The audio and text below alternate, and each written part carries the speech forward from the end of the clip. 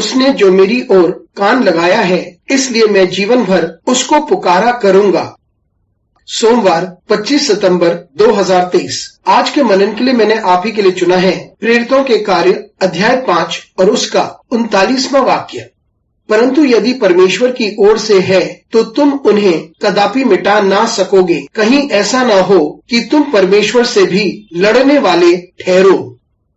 आपका दिन आशीषित हो। आइए इस वाक्य पर मनन करते हैं। आज की सुबह का विषय है परमेश्वर की योजना। पौलुस और अन्य प्रेरित बंदीगृह में डाले गए। महायाजक उनके विरुद्ध में था क्योंकि वह यीशु मसीह के नाम से प्रचार कर रहे थे और महायाजक उन्हें दंड देना चाहता था। परंतु तब गमालियल नाम का एक फरीसी, जिसका उस सभा में आदर किया जाता था, वे उनके मध्य में खड़ा होकर के उसने कहा कि वे इन बातों को ज्यादा गंभीरता से ना ले, क्योंकि ऐसे पहले भी हो चुका है और वो लोग विफल हुए और समाप्त हो गए। इसलिए उसने सभा को बताया कि उन्हें अनुमति दें कि वे जो कर रहे हैं वे करते रहें, क्योंकि यदि ये मनुष्य की ओर से है तो ये सफल नहीं होगा, और यदि ये परमेश्वर की ओर से है तो आप इन्हें पराजित नहीं कर पाएंगे और आप कुछ नहीं कर पाएंगे, क्योंकि हो सकता है आप परमेश्वर का विरोध कर रहे हो यदि ये परमेश्वर की योजना है। मित्रों, इस दुनिया में हम बहुत सारी चीजों का अनुभव करते हैं। हम बहुत सारी चीजों की योजना बनाते हैं और उन्हें प्राप्त भी कर लेते हैं, लेकिन उसमें हम विफल भी हो सकते हैं। लेकिन यदि हम वो कार्य कर रहे हैं जो परमेश्वर चाहता है कि हम करें,